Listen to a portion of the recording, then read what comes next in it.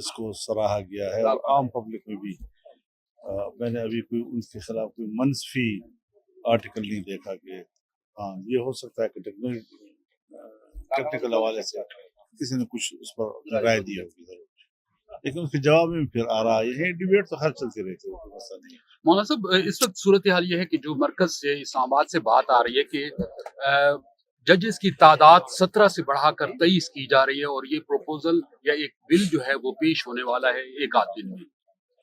میں یہی عرض کر رہا ہوں نا کہ ہمیں تو 27ویں ترمیم کے بارے میں بھی کہا جاتا رہا، اور ہم اس پر رد عمل بھی دیا، لیکن بعد میں تجویز آ گئی کہ نہیں، کوئی ایسی تجویز ابھی تک نہیں ہے، اس وقت تک ہمارے پاس ایسی کوئی تجویز سامنے نہیں ہے۔ چیف جسٹس اور پھر پرائم منسٹر صاحب بھی ملک سے باہر ہے، ان کی غیر موجودگی میں تو ایسی کوئی ترمیم جو ہے وہ تجویز کے طور پر سامنے آ بھی نہیں سکتی۔ کسی کی رائے ہو سکتی ہے، اگر کسی کو اپنی رائے لانچ کی ہو تو اپنی بات۔ چیف جسٹس صاحب کی طرف سے فل کورٹ، اور اس کے بعد جو 8 نومبر کو اجلاس بلایا گیا ہے سپریم جوڈیشل کونسل کا، اور کچھ ایسی چیزیں ہیں جس سے حکومت یہ سمجھتی ہے کہ کچھ ایسا ہے کہ جو مقاصد جن مقاصد کے لیے 26ویں آئینی ترمیم لائی گئی تھی، شاید اس کے اثرات کو یا اس کے اسباب کو ختم کرنے کی کوشش کی جا رہی ہے۔ اس کا کس کو اختیار ہے کوئی اس قسم کے تبصرے کرے؟ اگر کسی کا ہے تو اس کا معنی یہ ہے کہ وہ عدالت کو ایک فریق سمجھتی ہے کہ عدالت ایک کھلونا بنتے رہیں، یا حکومت اور اپوزیشن کے بیچ میں تقسیم ہوتی رہیں۔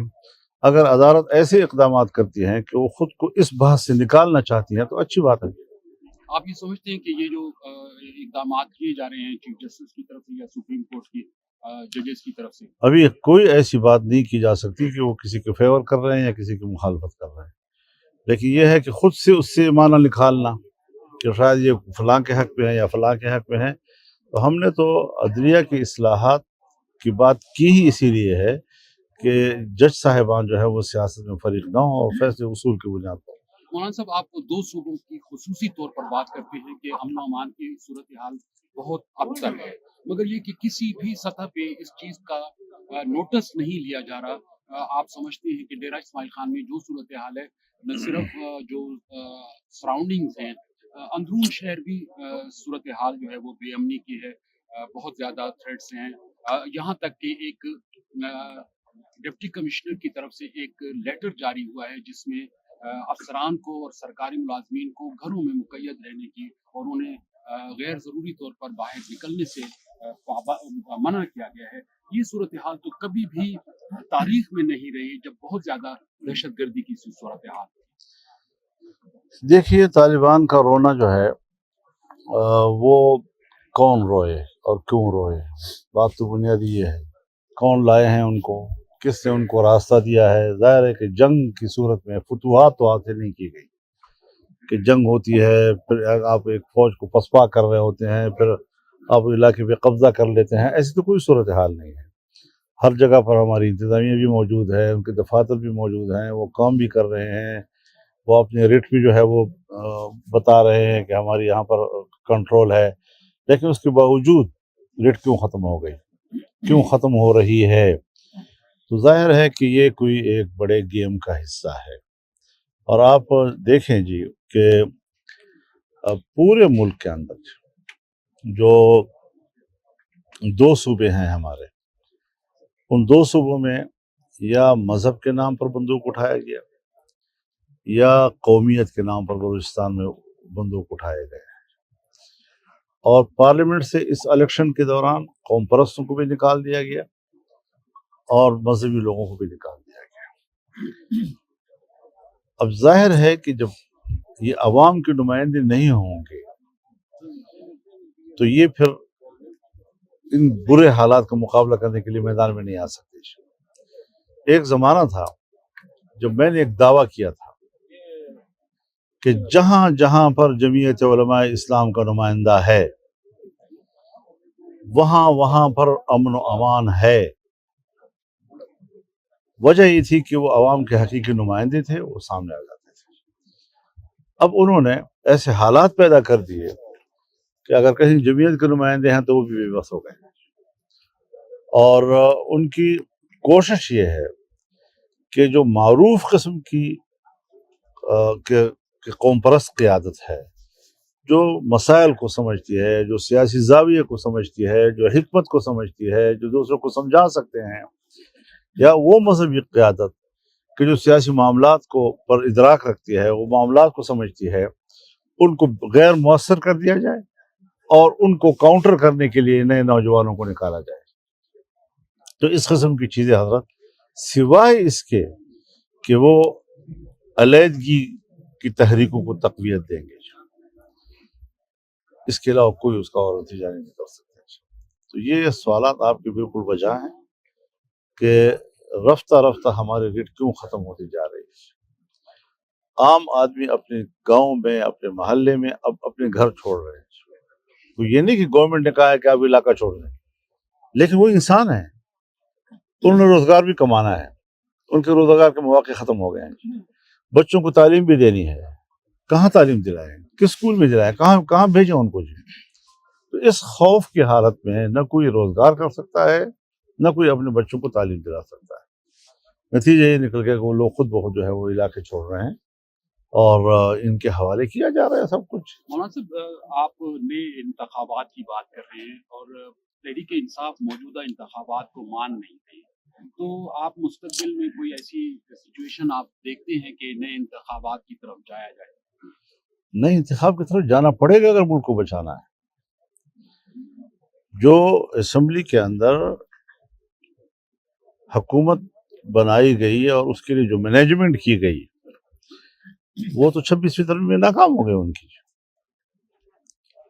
تو اس کا معنی یہ ہے کہ ان کا عقل و خرد جو ہے وہ ناکام ہو چکا ہے. اسٹیبلشمنٹ کو ہر قیمت پر الیکشن سے لا تعلق ہونا پڑے گا.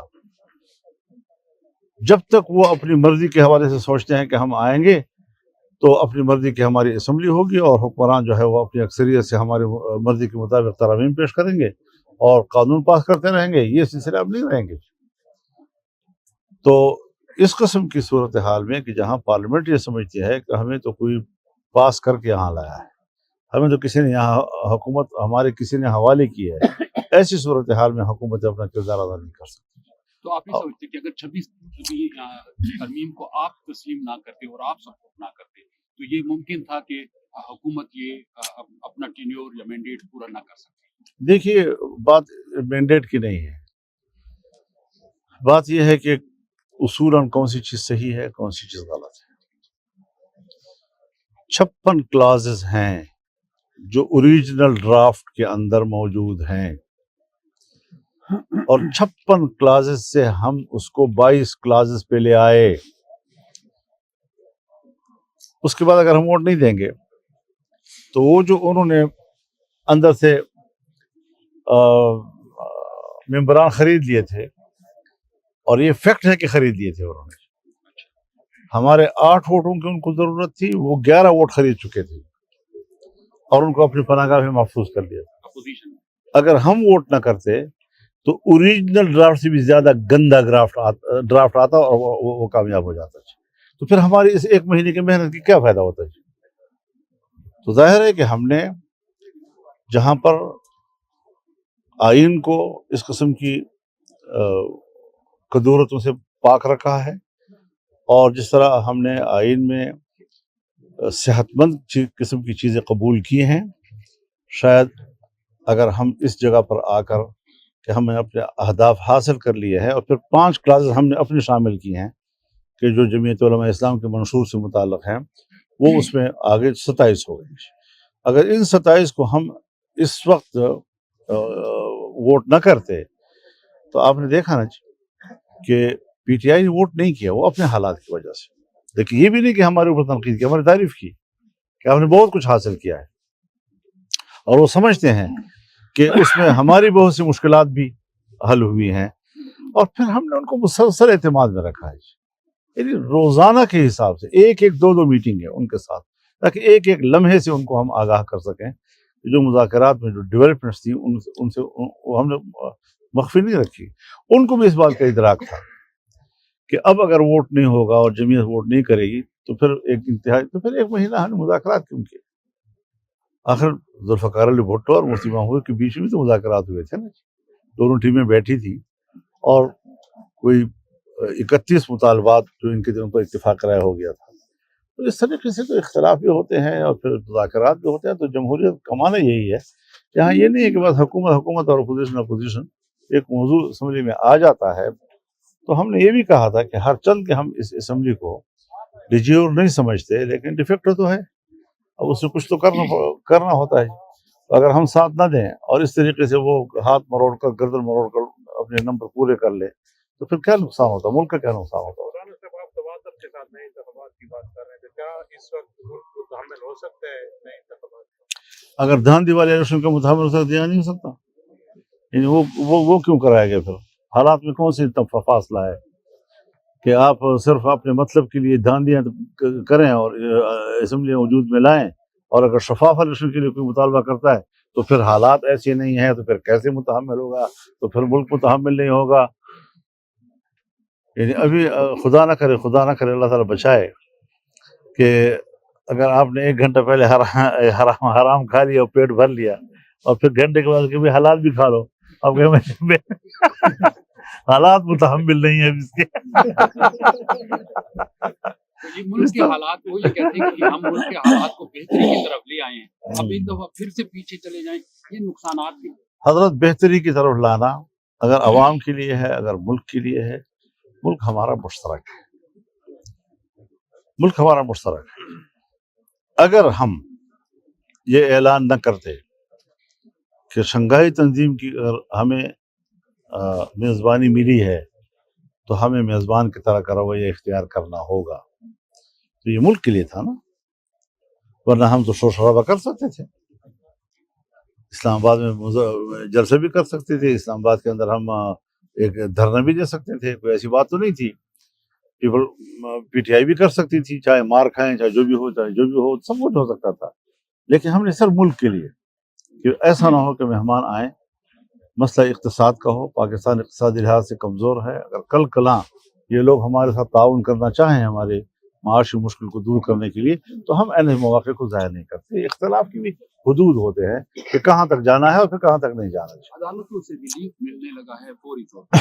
علیمہ خان جو ان کی بہنیں ہمشیرہ ہیں وہ بھی باہر آ رہی ہیں, آپ بانی پی ٹی آئی کو بھی آنے والے دنوں میں باہر آتا دیکھ. حضرت میں تو الیکشن سے پہلے بھی کہتا تھا کہ میں کسی بھی اپنے مخالف کو جیل میں دیکھ کر خوش نہیں ہوتا, اور نہ ہی یہ جنگ کا طریقہ ہے کہ ایک فریق کے ہاتھ کھلے ہیں دوسرے کو آپ نے باندھ لیا ہے. تو یہ تو میں الیکشن سے پہلے بھی کہتا رہا, میں کسی سیاستدان کے جیل میں ہونے کے حق میں نہیں ہوں, بشمول عمران خان کے. ٹھیک ہو گیا.